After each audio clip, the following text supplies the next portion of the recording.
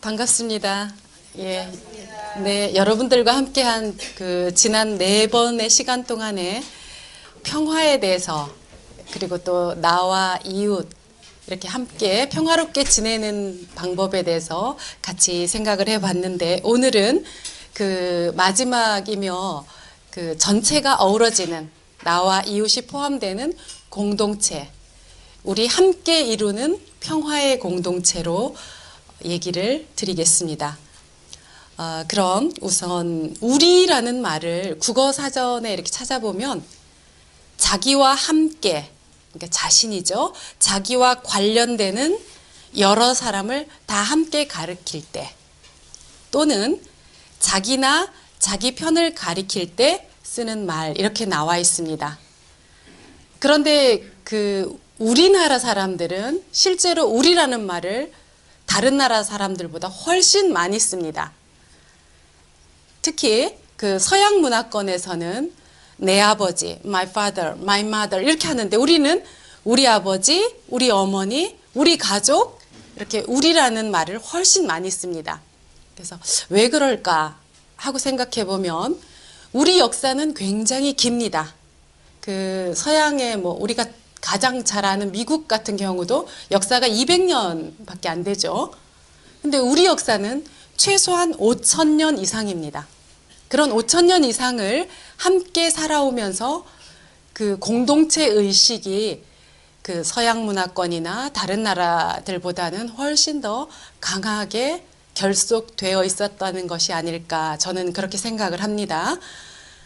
그런데 우리 가족, 우리 마을, 우리 대구 사람, 또 우리나라 그렇게만 해서 살기는 어렵지만 아무튼 그런 그 우리라는 말이 그 우리나라 사람들에게는 특별하게 다가오는 단어다라는 것을 다시 한번 생각하고 넘어가겠습니다. 그 마테오복음서 우리가 다시 복습일까요? 마테오복음서 5장 9절에 평화를 이루는 사람들은 하느님의 자녀라 이렇게 마테오 복음사가가 얘기를 해줍니다. 평화를 이루는 사람 그리고 평화를 위해서 일하는 사람 아무튼 그런 작은 평화여도 그 평화를 위해서 일하는 모든 사람들은 하느님의 자녀다 라고 말씀하시는데 이것은 우리 모두에게 해당이 됩니다. 평화 운동가, 평화 활동가 뭐 이렇게 대단한 이름이 있지 않더라도 우리가 이루는 작은 평화 그리고 오늘 내가 지내기를 위해서 노력했다면 이렇게 평화를 위해서 일하는 모든 사람이 하느님의 자녀라는 뜻입니다. 그리고 공동체라는 말은 요즘 들어서 많이 씁니다. 사람들이 모듬, 공동체, 모임 이런 얘기들을 중요시하는데 그것은 오히려 공동체 생활이 많이 약화되었다라는 증거입니다. 우리가 그 플랜카드나 어떤 구호들을 보면 뭐 바른말을 하자, 뭐 저녁이 있는 삶을 살자 이런 구호를 외친다고 합니다. 그러면 저녁에 가족들이 잘 안 모이는구나, 바른말을 잘 하지 않는구나 라고 볼 수도 있습니다. 그런 것이 당연하게 이루어지면 이렇게 운동을 하지 않습니다. 그래서 공동체의 필요성을 얘기를 많이 한다면 지금 하고 있다면 우리 안에 이런 공동체 정신이 또 공동체가 많이 약화되었구나 라고 생각할 수 있죠. 근데 공동체라는 말도 다시 한번 보면 운명이나 생활, 목적 등을 같이 하는 두 사람 이상의 조직체, 공동체라고 말할 때 예수님께서 가장 강조하신 것이 바로 공동체입니다. 기도하라고 가르치실 때도 둘이나 셋이 모인 곳에 나도 너희와 함께 있겠다 라는 말씀을 통해서 혼자 하는 기도보다는 공동체가 바치는 기도가 훨씬 더 의미가 있다라는 것을 말씀하십니다. 그래서 이 공동체의 가장 기본적인 것이 가족이겠죠? 가족. 그리고 크게는 뭐 다른 여러 가지 목적에 의해서 생긴 세상에서 만든 공동체도 있겠지만 저희 신앙 공동체, 수도 공동체 이런 공동체가 있습니다. 그리고 이런 공동체는 바로 그 평화로운 공동체를 이루어 가야 할 소명을 받았습니다. 우리 신앙인들이. 예수님의 말씀과 행적을 직접 봤던 초대교회 신자들, 사도들은 예수님의 말씀을 따라서 초대 신앙 공동체를 이룹니다. 그 신앙 공동체는 그 사도행전에 잘 나와 있는 것처럼 서로 공동 소유하고 내 것을 같이 나누어 쓰고 그랬던 공동체입니다. 아마 예수님께서 원하셨던 그 공동체의 원형을 신앙인들이 살았던 것이라고 봅니다. 그러면 우리는 이런 공동체의 모델들을 성경 안에서 예수님께서 어떤 공동체를 원했는가 하는 것은 우리가 예수님께서 가르친 사도들이 알려준 초기 신앙인들이 우리에게 전해준 공동체를 살펴보면 알 수 있습니다. 이 공동체의 모습을 뭐 여러 가지 드러내는 모습이 있겠는데 저는 기러기 떼가 이렇게 날아가는 모습을 보면 왜 기러기 떼는 이렇게 V자 대형으로 나르지? 다른 새들은 그렇게 나르는 것을 못 봤습니다. 기러기 떼는 V자를 해서 나르는데 그 우리가 대구에서 서울까지가 한 300km 정도 되나요? 근데 기러기 떼는 늦가을에서 그 따뜻한 남쪽 나라로 수천 킬로를 비행한다고 합니다. 그 수천 킬로를 작은 새들이 어떻게 그리고 떼를 지어서 참 그 신기했는데 과학자들이 이 기러기 떼를 연구하다 보니까 기러기 떼들이 왜 V자형으로 나르게 됐는가를 연구한 것을 제가 들었습니다. V자 대형으로 나르면 앞에 있는 그 기러기 하나가 새들이 날개짓을 하면 그 뒤에 있는 새들의 날개를 이렇게 올려주는 힘이 생긴다고 합니다. 그것을 양력이라고 한답니다. 양력. 근데 그 앞에 있는 비둘기가 그 대장 기러기가 날아가면 뒤에 있는 기러기의 날개를 올려주는 거죠. 그러니까 그 대열의 뒤에 있는 기러기들은 큰 힘을 들이지 않고 따라갈 수가 있다고 합니다. 그러니까 이 양력의 힘이 어디까지인가 하면 거의 71%나 더 멀리 갈 수 있다고 합니다. 기러기 떼는 천재입니다. 아, 정말 대단한데요. 그것뿐만 아니고 이 기러기가 앞에 가던 대장 기러기가 지치면 그 바로 뒤에 우리말로 하면 부대장인가요? 자리를 바꿔준답니다. 그때 뒤에 기러기들이 소리를 낸답니다. 그 소리를 기러기 떼가 소리를 내는 것이 응원의 힘이라고 그래요. 그 속도를 줄이지 말고 힘내서 가라라는 응원의 의미라고 합니다. 아, 정말 신기하죠? 그리고 그뿐만 아니라 가다가 한 기러기가 지치거나 아프거나 좀 미안한 얘기지만 우리 사람들이 사냥을 해서 하나 떨어지면 두 마리가 같이 내려간답니다. 같이 그 기러기 떼에서 떨어지면 같이 가거나 그 아픈 동료가 회복될 때까지 같이 도와서 함께 대열에 합류한다고 합니다. 너무나 아름답지 않습니까? 아, 우리가 배워야겠다라는 생각이 저는 들었습니다. 이렇게 서로 도와주면서 함께 가는, 그래야만 목적지까지 갈 수 있기 때문입니다. 우리 삶도 여행의 비유를 많이 하는데 우리도 혼자서는 갈 수 없습니다. 함께 가야 하고 서로 도와야 합니다. 그런데 하느님께서는 우리 각자에게 능력도 성품도 다 다르게 주셨죠? 그 다름이 서로에게 아픔도 되겠지만 그 다름이 얼마나 풍요롭습니까?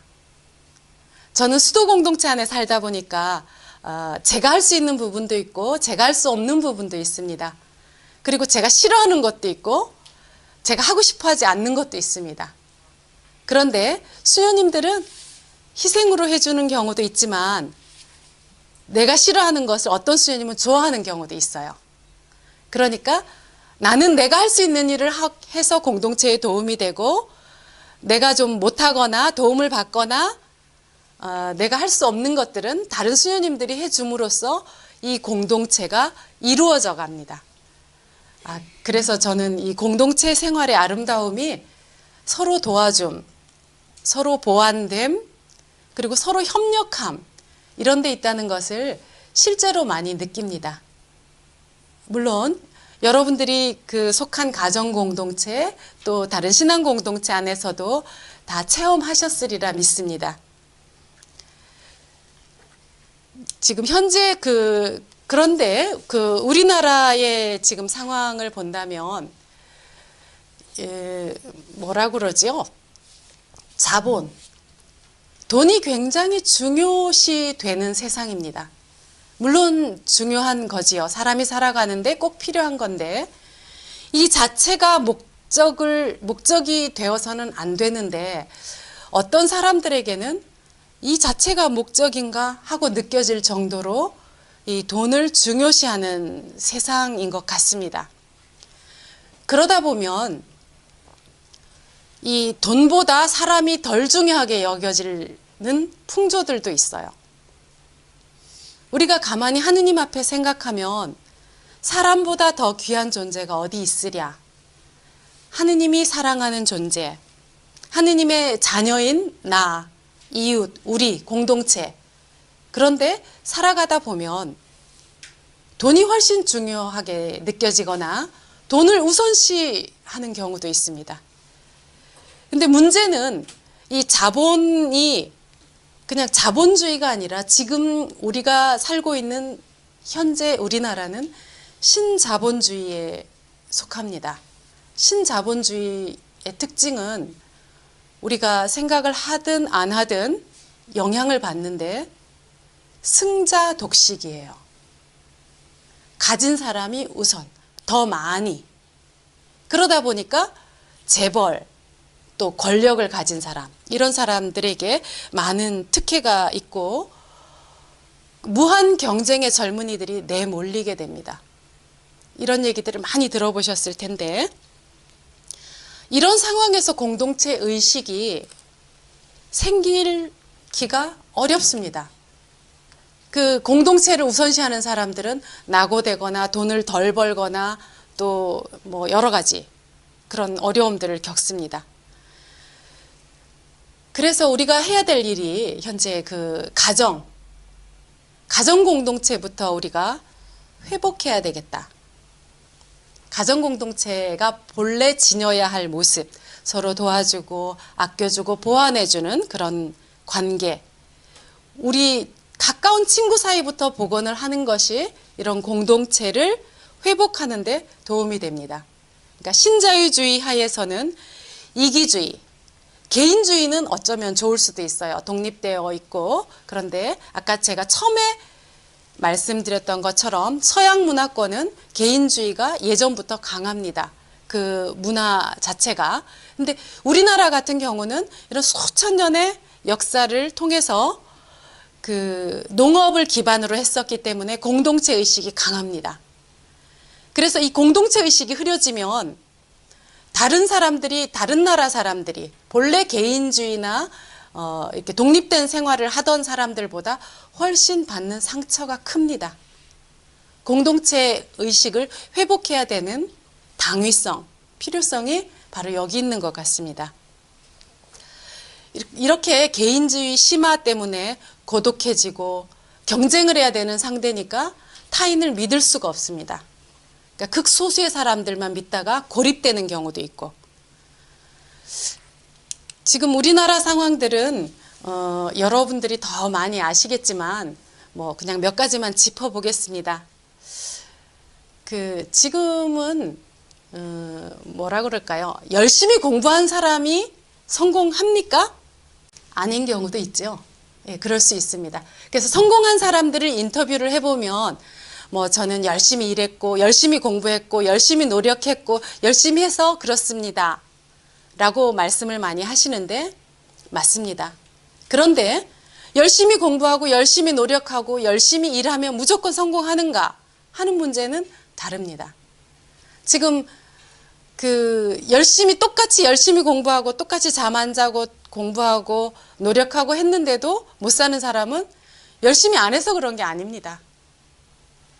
이 사회가 이런 경쟁 속에 있기 때문에 일부만 성공할 수 있기 때문에 그런 것입니다. 그가 게을러서 안 해서 그런 부분도 간혹 있겠지만 그런 것보다는 열심히 하는 많은 사람들이 성공하지 못하는 부분이 있다는 거죠. 그래서 요즘은 공부가 우리를 배신하는 시대다. 이렇게 좀 말해보고 싶은데요.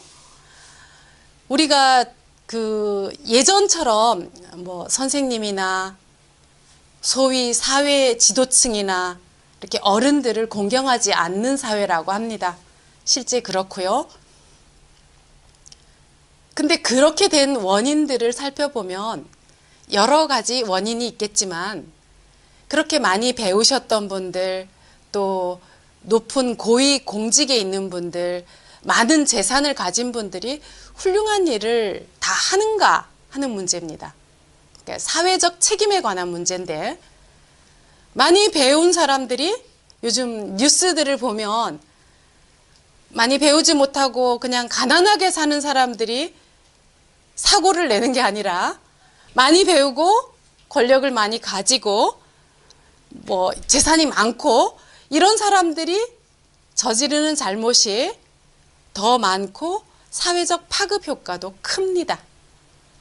그래서 정말 지금 배우는 게 제대로 되어 있는가 하는 부분들에 대해서 고민을 하게 되죠. 우리 조상들의 가르침, 그리고 우리 예수님의 가르침, 이런 또 성현들의 가르침 안에서 본다면 결국 한 사람이 깨닫는 것이 이 우주를 구할 수도 있다라는 것을 우리는 예수님을 통해서도 배웠고 우리 신앙이 알려줍니다. 그럼 그거는 그때와 예수님 시대만 그런가 하면 그렇지 않습니다. 지금 나 하나가 한다고 해서 어떻게 사회가 바뀌겠는가? 나 하나 좋은 일 한다고 되나? 이렇게 생각하시는 분들이 계시다면 나 하나가 바뀌면 많은 사람들이 바뀝니다. 아까 기러기 때의 시작이 이 V자의 맨 앞에 한 대장 기러기, 뭐 제가 대장으로 불렀습니다마는 기러기 한 마리에서 시작합니다. 그 공동체 전체에 양력을 불어넣어 줄 수 있는 힘, 그것이 단 한 사람, 바로 나로부터 시작할 수 있다는 그 힘, 적어도 우리는 예수님과 함께 공동체적으로 기도할 수 있습니다.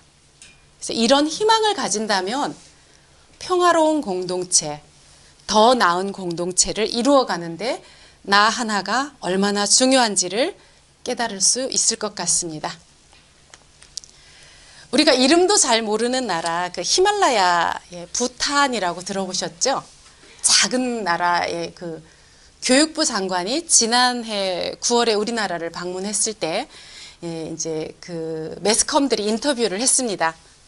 그래서 우리나라를 이렇게 둘러보고 느낀 점이 뭐 어떤 것인가 모르겠습니다만 우리가 보통 가난하고 작은 나라에서 온 사람들은 약간 얕보죠. 그래서 우리한테 뭔가를 많이 배웠을 거다.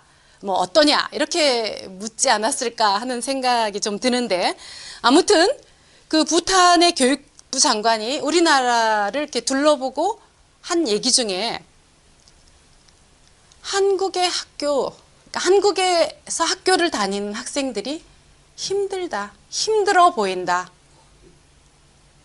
그리고 행복의 길이 많다. 이렇게 얘기했습니다. 이거는 다르게 말하면 한국에서 교육을 받는 학생들이 거의 같은 모습으로 공부를 한다는 얘기죠. 그리고 아주 힘들게 하는데 행복은 그 길에만 있는 게 아니라는 얘기입니다. 다양한 것. 그래서 부탄의 교육부 장관이 부탄에서는 그럼 어떻게 교육을 하느냐라고 물었을 때 공공의 행복에 필요한, 그러니까 공동체의 행복에 필요한, 이렇게 바꿔볼 수 있겠죠. 다양한 가치를 가진 사람을 키우는 것을 교육 목표로 하고 있다. 공동체 행복을 위해서 다양한 가치를 가진 사람들을 키우는 것을 목표로 한다. 그 작은 나라고 가난한 나라지만 부탄은 2010년도인가 그 국민들에게 조사를 했을 때 가장 행복을 느끼는 나라였어요. 이 교육부 장관에게도 그 인터뷰 끝에 그러면 당신은 지금 행복한가? 라고 물었을 때 그 행복 지수를 한 어느 정도라고 생각합니까? 라고 물었을 때 우리도 그렇게 하죠. 10이 가장 행복하고 점점 덜 행복하면 1은 이제 좀 불행한 쪽인데, 아, 네, 저는 한 9쯤 됩니다 하고 호탕하게 웃었다고 합니다. 그 이 행복 지수가 1위인 부탄, 현재는 교육 사업을 통해서 젊은이들은 문맹률도 거의 없고, 이 그 교육 최고 책임자가 했던 말이 바로 어떤 가치들을, 그러면 당신이 우리나라 사람들에게, 교육자들이나 우리나라 학생들에게 해주고 싶은 말에 어떤 것이 있는가 했을 때 그 단어들을 골라내보면 공동체, 관용, 존중, 이해, 이런 얘기들을 많이 했습니다. 이것은 공동체, 관용, 존중, 이해, 이런 말들은 상대방에 대한 배려가 있어야만 실제로 행할 수 있는 가치들입니다. 이 부탄의 교육부 장관이 40대 후반의 젊은이라고도 할 수 있는데, 이 사람이 얼마나 자신 있게 살고 나라의 학생들을 가르치면 조심스럽게 겸손하게 말하면서 우리에게 이런 얘기들, 본래 우리가 예전에 가졌던 가치들을 다시 얘기해 준 것에 대해서 저는 한편으로 좀 씁쓸합니다. 예전에는 우리가 이런 것들을 가르치고 우리가 살고 있던 거여서 이런 얘기를 하지 않아도 됐는데, 이런 얘기들을 다른 나라, 그것도 작은 나라 사람들에게 들어야 하는가 하는 부분도 생각해 볼 수 있는 부분이었죠. 뭐 그렇다고 해서 기분이 좋지 않다거나 이런 뜻은 아니고, 우리 자신에 대한, 우리가 가진 공동체 의식의 약화에 대한 그런 우려에서 생긴 그런 걱정들이었습니다. 그래서 이 부분을 마무리를 하자면, 우리가 가졌던 본래 공동체의 의미, 이 공동체는 우리 조상들이 물려줬던 그 지혜를 가진 공동체이지만 신앙 공동체가 우선입니다.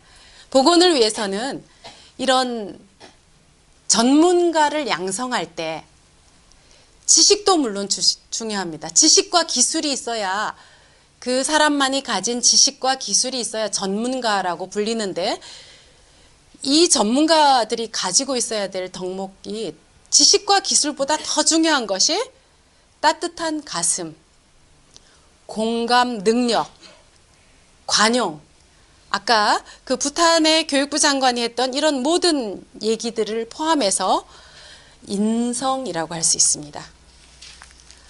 우리 그 대구 가톨릭대학교가 인성교육을 중심으로 가르치고 있는데, 그 아주 우리 교회의 내의 학교로서 아주 중요한 가치를 우선시한다라고 생각합니다. 그리고 이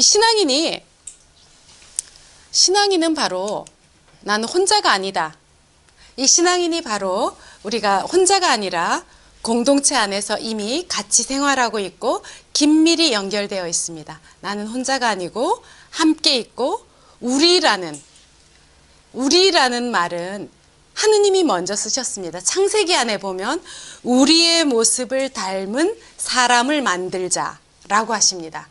그러니까 하느님은 혼자가 아니십니다. 삼위일체 공동체, 이미 하느님이 충만한 공동체 안에 계시기 때문에 그 흘러 넘치는 사랑으로 우리를 닮은 사람을, 그래서 우리가 어떤 존재인지 하는 것을 깨닫게 된다면 굉장히 자부심이 크지요. 우리 세상에서도 뭐 대통령의 자녀, 뭐라고 할까, 무슨 장관의 자녀만 해도 이 느끼는 게 다른데, 우리는 하느님의 자녀입니다. 예수님을 통해서 양자가 아니라 하느님의 자녀로 지위가 엄청나게 격상되어 있습니다. 더구나 영원한 생명을. 그래서 하느님 안에서 우리가 이렇게 자녀로 불리웠기 때문에 우리는 하느님을 예수님을 통해서 아빠, 아버지 이렇게 부릅니다. 정말 이걸 깨닫는다면 기도하다가 이렇게 전율이 올 겁니다. 아, 내가 하느님의 자녀?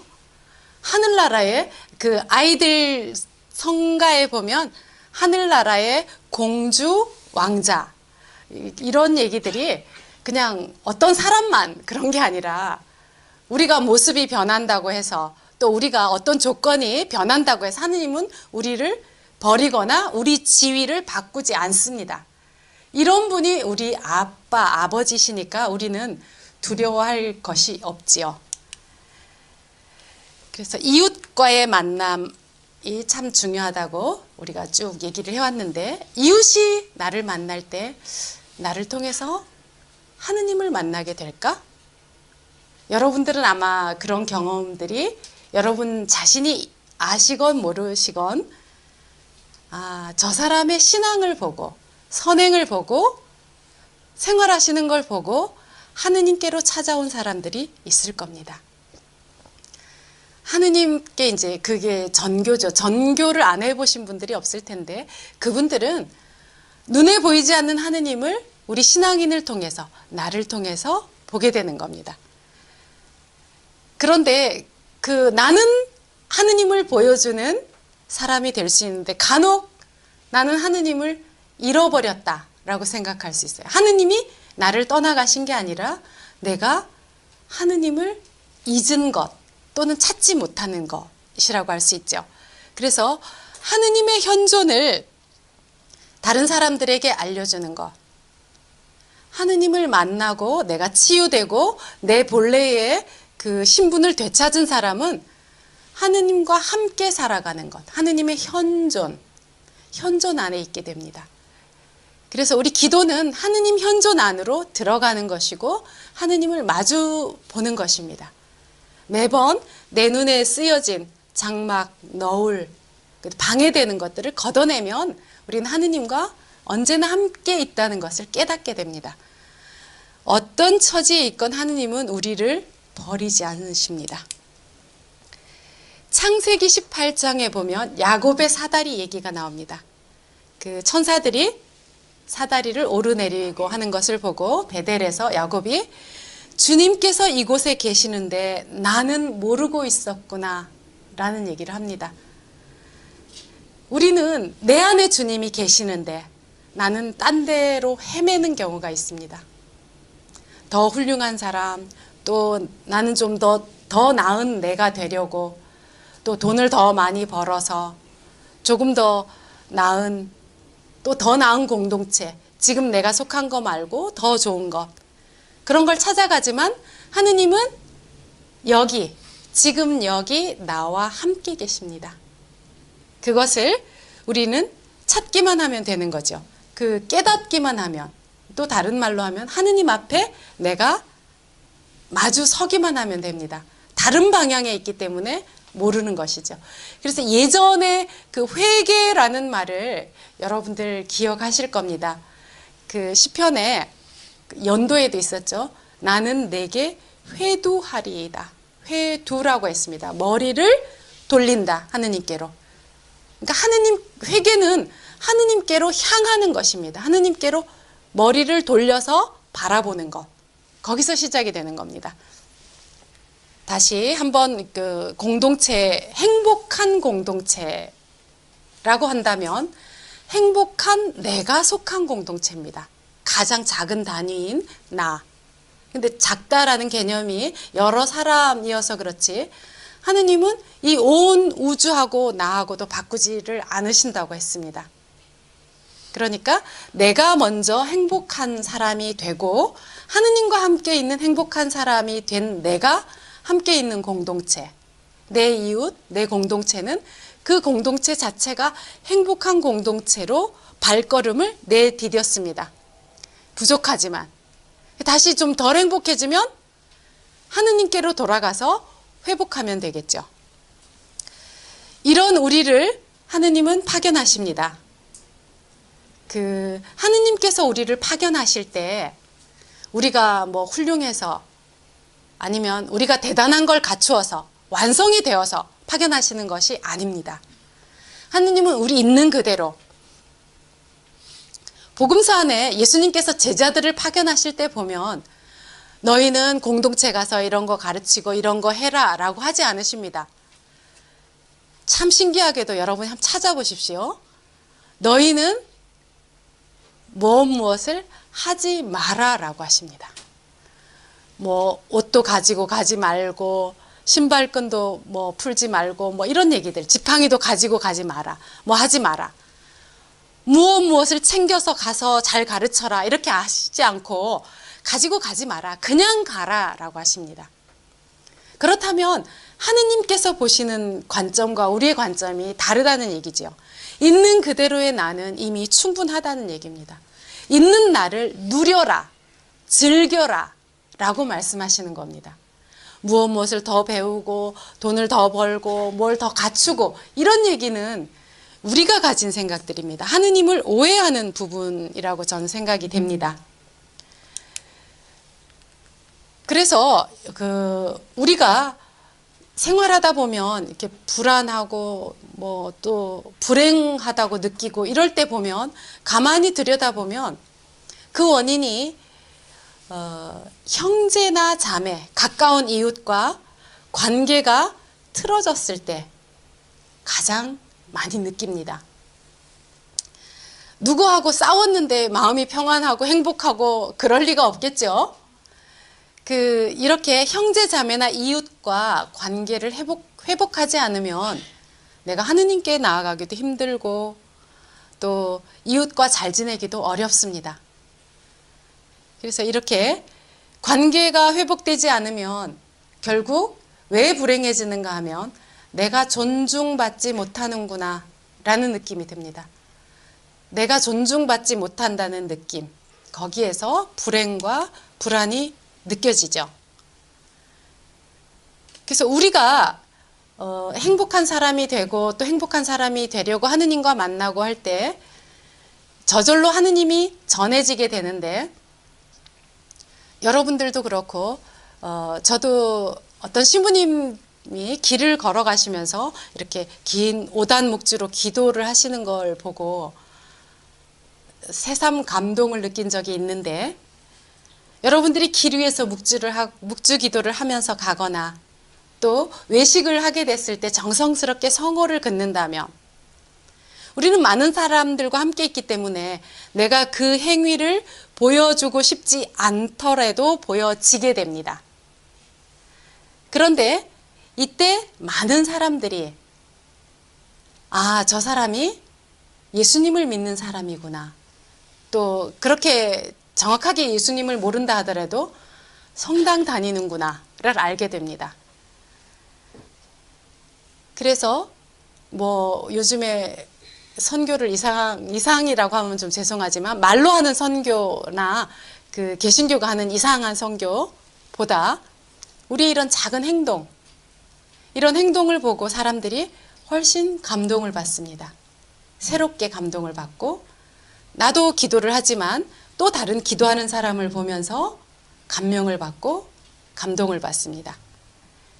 그리고 이렇게 이 조용한 행동으로 거리를 축복하는 거죠. 기도하면서 가시면. 그리고 그 식당을 축복하는 거고, 함께 있는 사람들을 축복하는 것입니다. 이 기도의 행위는. 이렇게 내가 이렇게 감동을 줘야지, 보여줘야지 이렇게 하는 기도가 아니고, 우리에게 당연하게 습관처럼 덕처럼 우리 몸에 붙어 있다면 자연스럽게 하느님께서는 그 덕을 사용하실 겁니다. 그리고 사람들에게 늘 감사하는 마음, 또 내가 행복한 사람은 저절로 미소를 짓게 되고 사람들에게 좋은 인사말을 건네게 됩니다. 그리고 요즘에도 많이 유행을 하고 있는 말 중에 긍정적인 말을 해라, 한 10여 년이 넘은 것 같아요. 긍정의 힘 이런 얘기들, 또 힐링, 요즘 이제 힐링을 또 넘어서는 다른 말들이 또 나오긴 하는데, 아무튼 이런 모든 것들의 기본적인 것이 말입니다. 예의 바르고 겸손한 말을 하는 분들은 내가 겸손하게 말을 함으로써 존경을 받습니다. 이렇게 초로의 신사가 아기에게도 어디 가요? 이렇게 얘기하는 걸 보고, 물론 어린 사람이 반가워서 예의에 어긋나는 그런 걸 할 수도 있겠지만, 우리가 그런 어린 아기 말고 어린 사람에게 존중해주는 어른, 이런 사람들을 보면 멋지다 이렇게 생각하지, 저분이 저 어린 사람보다 낫구나 이렇게 생각하지는 않습니다. 그리고 진실하고 자신 있는 말, 자신감 있게 내가 살아오면서 실천했던 얘기들을 하게 되면 신뢰를 받습니다. 책을 읽어서는, 그냥 읽어주는 책을 통해서는 감동을 받기 어렵지만, 체험을 얘기하면 감동을 받고 나도 저렇게 해볼까 하는 마음들이 생기는 것, 그것이 바로 신뢰입니다. 그리고 좋은 말을 하고 살면 점점 좋아져서 정말 좋은 사람이 됩니다. 그래서 말을 다듬는 일은 아무리 강조해도 늦지 않는데, 제가 몇 가지 말을 좀 적어왔는데, 사람들이 좀 듣고 싶어 하는 말을, 힘내세요. 그리고 걱정하지 마세요. 용기 잃지 마세요. 감사합니다. 용서합니다. 아름다워요. 사랑해요. 이런 말들은 아무리 들어도 지치지 않습니다. 물론 적절한 때에. 우리가 아름다운 걸 봐도 어떤 아름다운 행동을 하고 하면 참 아름답습니다, 좋습니다 이렇게 표현해 주는 거하고 그렇지? 하고 예사로 표현하지 않는 것하고는 많이 다릅니다. 고마운 마음을 느낄 때 표현하는 자녀와 하지 않는 자녀는 여러분들도 체험을 하셨을 텐데, 하는 자녀가 훨씬 더 예쁩니다. 훨씬 예쁩니다. 하느님께도 그렇습니다.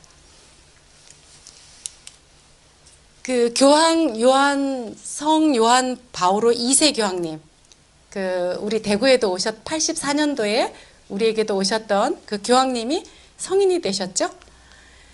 이분께서 하신 말씀입니다. 인간에게 고통이란 짐이 지워진 것은 제대로 용서하지 못했기 때문이다.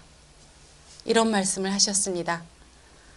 이 요한 바오로 2세 교황님은, 이 성인은 실제로 자신을 저격했던 저격범에게도 용서를 해주셨습니다. 용서는 하느님께 속한 거기 때문에 우리 굉장히 어렵습니다. 그렇지만 시작은 나는 당신을 용서합니다 라는 말부터 시작합니다. 그것을 어떤 경우는 수천 번 해야 될 경우도 있습니다. 용서를 했는데 한 번만에 되지가 않아요. 왜 용서를 해야 되는가 하는 문제는 내게 잘못한 사람보다 나 자신을 위해서, 내가 그 어려움에 묶여있기 때문에 묶여있는 그 상처를 받고 또 내가 피해를 받던 거기에 묶여있기 때문에 내게 피해를 준 사람을 용서해야 됩니다. 용서는 하느님께 속한 것이고 결국 나를 위한 것이라고 할 수 있습니다. 우리가 공동체 생활을 하면서 저 또한 마찬가지입니다만, 우리가 보고 듣고 체험한 모든 것, 내가 가진 것, 가장 기본적인 것은, 내가 가진 모든 것은 하느님께로부터 받은 것입니다. 어떤 것은 내가 노력을 해서 했다 이렇게 말씀하실 수도 있겠는데, 어쨌든 그 노력을 해서 얻을 수 있는 힘은 하느님께서 주셨습니다. 그리고 내가 아는 사람도 있지만 모르는 누군가로부터 받은 것도 있습니다. 우리가 이렇게 많이 하느님께로부터, 공동체로부터 거저 받은 것이기 때문에 우리는 전해 주어야 될 의무가 생깁니다. 그러니까 의무라는 말도 참 무거운 말인데, 실은 우리 신앙인의 의무 이렇게 말하면, 의무는 우리 뭐 4대 우리 대한민국 국민의 4대 의무 있죠. 그 뭐 이렇게 뭐 납세 의무, 국방 의무 뭐 이렇게 4가지 있는데 의무가 뭡니까? 안 하면 안 되는 것. 안 하면 감옥 가든지 벌금 내든지 해야 되는 겁니다. 그래서 안 하면 안 되는 게 의무인데 이런 무거운 말이기도 하지만 그만큼 중요하고 책임 있는 일입니다. 그래서 우리가 신앙인의 의무라고 말할 때 다른 것보다 가장 강조하고 싶은 것은 기쁘게 사는 것. 예수님과 함께 기쁘게 사는 것. 여러 가지 의무가 있습니다만은 그것을 기쁘게 하지 않으면 소용이 없다. 사랑이라는 관점 안에서 우리가 바라보지 않으면 이것들은 무거운 짐이 됩니다. 근데 신앙인의 의무는 예수님께서 말씀하셨다시피 우리 지난 시간에도 살펴본 바와 같이 가볍고 기쁜 것입니다. 예수님께로 간다면, 예수님과 함께 한다면, 그래서 우리가 지닌 이런 내가 무겁다고 생각되면 예수님께로 달려가시기를 부탁드립니다. 그 하느님에 관한 지혜, 하느님께로부터 받은 지혜, 뭐 지식이라 그럴까요? 정보, 이런 것들을 하느님께로부터 받은 것이기 때문에 하느님을 모르는 사람들에게 우리는 전해줘야 합니다. 그 사도행전 4장 20절에 보면 우리로서는 보고 들은 것을 말하지 않을 수 없습니다. 사도 바오로도 이런 얘기를 하는데 나는 내 안에 있는 예수님께로부터 받은 것을 전하지 않을 수 없다. 그래서 이게 전하지 않을 수 없다라고 말할 때 막 무거운 의무감이 아니라 안에 어떤 기쁨 같은 거, 행복, 사랑 이런 거는 우리가 감출 수가 없는데 터져 나오는 기쁨, 하느님께로부터 받은 용서, 사랑, 이것은 넘쳐 나옵니다. 그래서 안전할 수 없다라고 말할 때 무서워서가 아니라 나는 이런 사랑이 넘쳐나기 때문에 전달하지 않을 수 없다, 이런 의미입니다. 최근의 연구에 보면 뭐 아까 힐링이라는 말은 치유, 치료, 회복 이런 의미가 있습니다. 근데 요즘에 무슨 힐링 프로그램, 힐링 운동, 힐링 치료, 뭐 힐링이라고 많이 씁니다. 근데 그런 방법들 중에 뭐 독서, 차 마시는 것, 산책, 음악 감상 이런 것들이 늘 들어갑니다. 근데 최근 연구에서 독서가 가장 힐링의 효과가 높다고 합니다. 심한 경우에 화가 막 났을 때 그게 가능한지 잘 모르겠는데 책 한 권을 꺼내서 6분 이상 천천히 읽으면 회복되는 속도가 가장 빠르다고 합니다. 이때 60% 이상이 스트레스가 해소가 된다라고 합니다. 그럼 우리는 성경을 늘 펴놨다가 아무 책이나 읽을 수도 없고 또 치료가 더 스트레스 받는 책도 있을 수 있겠지요. 성경을 펴놨다가 내가 마음이 요동칠 때 화가 나거나 슬프거나 스트레스가 막 쌓이면 소리내어 읽어보십시오. 누가 나에게 들려주듯이 성경을 천천히 소리내어서 한 6분 정도 해보고 한번 실험을 한번 해보시면 느낄 수 있을 겁니다. 6분까지 안 가도 훨씬 가라앉습니다.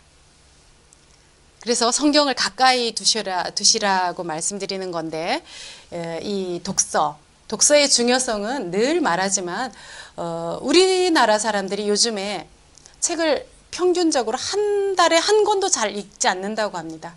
그래서 우리는 교회 서적이나 이런 좋은 책들을 자주 볼 수 있었으면 좋겠습니다. 용서에 관해서는 했기 때문에 그리스도인이 된다는 것은 용서할 수 없는 사람을 용서하는 것을 의미한다. 하느님께서는 이미 여러분 안에 있는 용서할 수 없는 모든 것을 용서하셨기 때문이다 라는 말을 C.S. 루이스라는 분이 하셨는데, 용서할 수 없는 것을 용서하는 사람, 용서할 수 없는 것을 나는 못해요. 용서는 하느님께 속한 거기 때문에 그렇습니다. 그래서 내가 정말 도저히 용서하기 힘들어 할 때 하느님께 가야 됩니다. 그리고 그를 용서합니다라는 말을 직접 만나기 어려우면 하느님 앞에서 먼저 하십시오. 한 번 하고 또 하고, 그리고 용기를 낼 때 직접 만나서 한다면 대부분이 하느님께서 도와주시기 때문에 풀려납니다. 내 자신이 풀려납니다. 용서는 나를 위한 것이다 라고 얘기했죠. 그리고 기도라고 말할 때 우리 주님의 기도, 예수님께서 가르쳐 주신 아주 가장 완전한 기도인데, 주님의 기도를 천천히 봉헌하는 것도 좋고요. 기도의 소재는 이런 거는 부끄러워서 기도를 못해 라고 할 수는 없습니다. 하느님은 무소부재라고 하시죠. 예전 말인데, 이렇게 사자성어처럼 된 것은 요점 정리인데, 아니 계신 곳이 없다는 것입니다. 그리고 내가 살아가는, 체험하는 모든 것을 알고 계시기 때문에 내가 감추려고 해봐야, 마치 여러분들이 자녀들을 볼 때 아기가 뭐 하나 쏟아놓고 엄마가 모르는 줄 알고 자기가 그 위에 털썩 앉는 것과 같습니다. 뭐 그럼 모르겠습니까? 엄마는 안 봐도 다 압니다. 그런 것처럼 하느님은 우리가 아무리 감추려고 해도 또 감추어 놔도 알고 계십니다. 그래서 기도할 때는 정직하게 그분 앞에 드러내는 것, 그것이 기도라고 할 수 있습니다. 뭐 다른 거 해주세요, 뭐 이런 거 빕니다, 이런 거보다는 우선은 내 자신을 있는 그대로 드러내는 것, 그 숨김없이 내어놓으면 그 자체가 이미 기도가 됩니다. 그분 앞에 서는 것부터 시작이니까. 그리고 그분이 언제나 나와 함께 계시고, 또 이웃을 만날 때 이렇게 준비된 영혼은 아름다운 만남, 아름다운 대화를 할 수 있는 준비가 됩니다. 내가 어떤 사람을 만나기가 어려울 때 기도하고 가십시오. 기도하고 준비를 해서 가야 됩니다.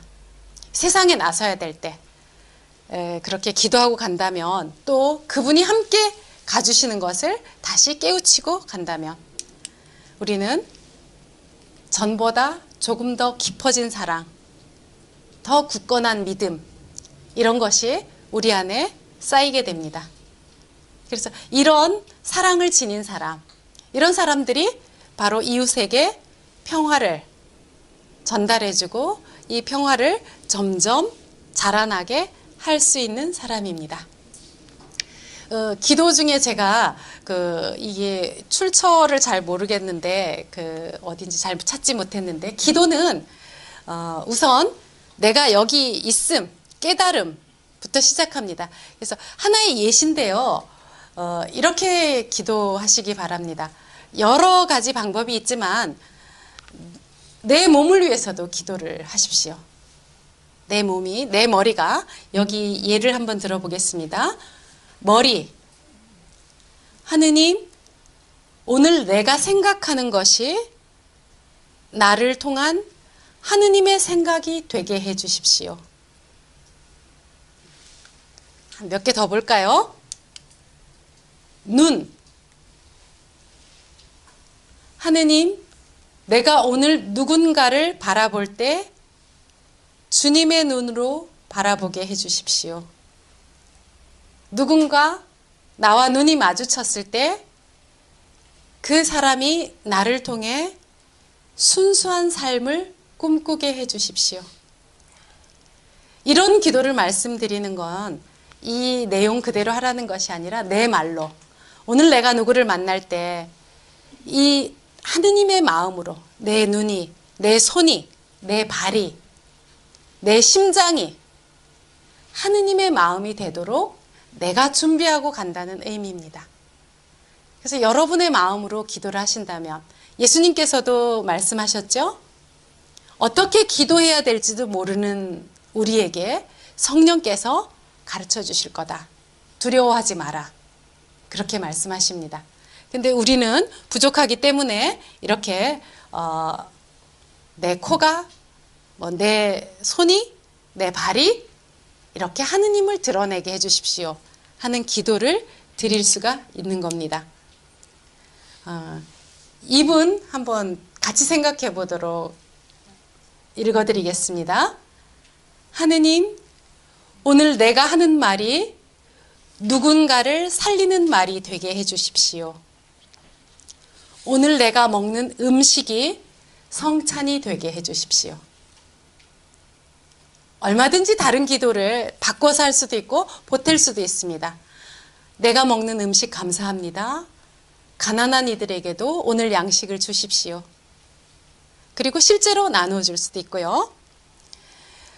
사람들이 살아가면서 아름답고 평화로운 세상을 만들기를 모두가 원합니다. 그런데 이기적인 마음, 욕심 또는 그 욕심에 사로잡힌 권력자들, 이런 사람들 때문에 세상에 분란이 일어나고 불화가 일어날 수도 있습니다. 그렇지만 모든 사람이 가지고 있는 것은 삶의 목표가 뭔가, 우리가 초등학교 때인가 중학교 때인가 인간의 삶의 목표가 뭔가 하면은 행복 추구 이렇게 배웠습니다. 행복을 추구하는 것이 인간의 목표다. 이것을 또 다르게 풀이를 해보면 원하는 것을 얻는 것이라고 말할 수 있는데, 그렇다면 원하는 것이 소유라는 개념으로 지금 우리 사회에서는 많이 되어 있습니다. 그러면 어떤 사람이 내가 많은 돈을 가지기를 원했다. 그러면 그 사람이 많은 돈을 가지고 정말 행복한지 하는 문제는 다릅니다. 요즘에 TV에서 재벌가 사람들을 심심치 않게 보는데 행복해 보이지는 않는 것 같습니다. 그래서 돈이 많은 것을 이루어 줄 수는 있지만 행복을 줄 수는 없습니다. 그러므로 이런 물질들은 최종 목표가 아니라는 거죠. 그래서 더 나은 가치, 평화, 사랑, 공동체, 이런 것들이 훨씬 중요하고 그 목표 자체보다 이루어가는 과정이 중요합니다. 어떻게 이루는가 하는 과정. 그래서 이걸 다시 다듬어 본다면 이런 눈에 보이지 않는 가치, 하느님이 말하는 우리의 참 행복, 사랑, 평화, 기쁨, 이런 것들을 목표로 할 때 얻고 싶은 그런 것들을 얻고 그 얻은 것을 충분히 누리는 것, 얻고 누리는 것. 그래서 목적이 이렇게 돼야만 과정도 중요시할 수 있고 실제로 우리가 바라는 목표를 달성할 수 있습니다. 영원한 생명. 지금은 예전에는 이런 것들을 너무 분명하게, 또 장단점이 있겠지만 사람이 무엇하러 났나뇨 이렇게 물으면 천주를 알아 공경하고 영원한 자기 영혼을 구령하기 위함이니라. 이렇게 예전에 성교 요리 이렇게 그 주요 교리에는 분명하게 있었어요. 그래서 물어보면 다 아는데 지금 느닷없이 사람은 무엇하러 났느냐, 사람은 왜 났을까요? 이렇게 물으면 대답을 뭐를 해야 될지 모릅니다. 그래서 우리가 신앙 안에서 예수님께서 말씀하신 것은 분명한 목표가 있을 때, 우리가 하느님께로 간다는 분명한 목표가 없으면 지금 어디 가세요? 하면 내가 어디 가지? 사람들이 가니까, 성당에 가니까, 또 이런 봉사활동을 하니까, 또 해야 되니까, 이렇게 생각한다면 그런 기쁨이 훨씬 적습니다. 목표의식이 적으면 그 목적을 얻기가 어렵습니다. 그 목표를. 그래서 분명하게 알고 갈 때 얻을 수 있고요. 그리고 그 얻는 것을 과정이 중요하기 때문에 지금 누리는 것. 지금 비록 좀 부족하지만 내가 가진 평화를 누리고 내가 가진 기쁨, 내가 가진 소유를 누리는 것. 그리고 또 작은 것은 내게는 있어도 되고 없어도 되는 물건들이 있어요. 근데 공동체 안에 보면 그게 꼭 필요한 사람이 있습니다. 찾지 못하는 경우는 있지만 그게 꼭 필요한 사람이 있어요. 그리고 나는 2개 있는데 이게 없는 분들은 언젠가 내가 준비하고 있으면 줄 수 있는 기회가 생깁니다. 우선 작은 것부터, 특히 이제 한 해를 마감하는 시점인데 이제 며칠이 남았죠. 이렇게 짐 정리를 이렇게 하느님하고 한번 해보십시오. 해보시면 새 것 중에 두 개가 있다면, 예를 들면 장갑도 내가 사용하던 게 있고, 지난해 받았는데 잊어버리고 있던 것이 있어요. 제가 그랬습니다. 그게, 세상에 받아놓고 잊어버렸어요. 이건 이미 내 것이 아닙니다. 나는 있는 줄도 몰랐고, 그러면 즉시 주인을 찾아줘야 됩니다. 이 장갑의 주인이 누구일까? 이 모양과 취향에 맞는 사람이 누구일까? 해서 가능하면 이 연말 전에 몇 가지라도 나누시기 바랍니다. 이 꼭 이웃이 아니어도 내 가족 중에도 있을 수 있어요. 내 가족 중에도 내가 진작 줬어야 됐는데 잊어버린 경우, 또는 내가 다음에 쓰려고 뒀던 거, 이런 것들을 나누신다면 나누는 내가 먼저 행복합니다. 그 사람이, 필요한 사람이 받을 걸 생각하면 이미 행복합니다. 그래서 여러분들이 그렇게 훨씬 더 가볍게 기쁘게 올해를 더 준비를 하신다면 1월 1일 그 평화의 날에는 여러분들이 아마 그 준비를 안 한 사람보다 훨씬 더 큰 평화 속에서 이런 기쁨과 사랑, 그리고 내가 훨씬 더 가치 있는 사람이다 하는 것을 느끼시게 될 거고요. 우리가 함께 이루어가는 평화의 공동체. 우리 수녀님들도 지금 로마나 우리 모원이 있는 프랑스에 계신 분들, 이런 분들은 지금 우리나라 사정을 좀 걱정을 하고 계십니다. 위험하지 않나, 어떻게 하나. 근데 실제로 외국에 있는 사람들이 우리나라를 걱정을 하는데, 아마 우리나라 사람 대부분이 걱정을 안 하시는 거 보니까 저는 걱정을 안 합니다. 왠가 하면 평화가 가까이 왔구나. 이미 우리가 동지를 지나고 성탄을 지나면서 가장 어두울 때 빛이 가까이 왔다는 것을 알고 체험했습니다. 지금 이런 어려움들이 있지만 이미 우리는 평화 속에 들어온 듯합니다. 이렇게 많은 사람들이 평화를 갈망하고 또 훨씬 더 나은 2018년도가 될 것이라고 믿고 있기 때문에 우리는 아무 걱정을 안 합니다. 특히 신앙인들은 하느님께 맡기고 평화의 원천이신 그분께서 우리를 평화의 길로, 사랑의 길로 이끌어 주시리라고 믿고 있기 때문에 이런 신앙은 아마 전 세계 우리 민족이 최고인 것 같습니다. 그래서 이렇게 우리가 믿고 있는 이런 순수하고 깨끗한 믿음 덕분에 우리나라의 평화, 나아가면 우리나라의 평화는 결국 동북아의 평화, 세계 평화입니다. 정말 우리나라 대단하지 않습니까? 우리나라가 한류도 그렇고 우리나라에서 1등이, 세계 1등이 굉장히 많습니다. 우리 민족이 하느님께서 특별한 은총을 주셨기 때문에 우리는 이러한 것을 서로 부추기고 도와주고 공동체로 나아갈 때 세상의 많은 사람들에게 하느님의 뜻을 전해줄 수 있는 새로운 이스라엘입니다. 저는 그렇게 생각합니다. 혈육으로 이스라엘 민족이 아니라 하느님 안에서 우리 민족이 새로운 구원을, 그런 역사를, 평화를 써나가리라고 굳게 믿고 기다립니다. 여러분들과 함께 1월 1일에 평화의 날에 이렇게 우리나라의 행복, 우리나라의 평화, 우리 지구 조금 더 넓혀보시죠. 우리 지구, 이 우주. 이렇게 아이들은 이렇게 기도를 크게 하는 걸 좋아하는데 우리가 평화의 노래를 보면 내 집안의 평화, 내 나라의 평화, 온 누리의 평화 이렇게 번져나갑니다. 그래서 이 평화는 나부터 시작하는 것입니다.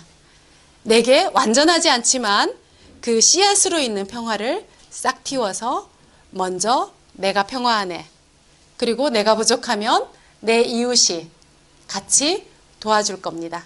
나도 그들을 도울 수 있고. 그렇게 해서 우리가 함께 이루어가는 평화, 이 평화가 점점 커지고 여러분 안에서 머무르시기를 저도 기도하겠습니다. 그리고 이렇게 긴 시간 함께 와주시고 들어주셔서 고맙습니다. 저도 여러분들과 함께한 시간이 행복하고 기도 중에 여러분들의 가정과 여러분들 자신이 평화 안에 머무르시면서 행복하시기를 기억하겠습니다. 고맙습니다.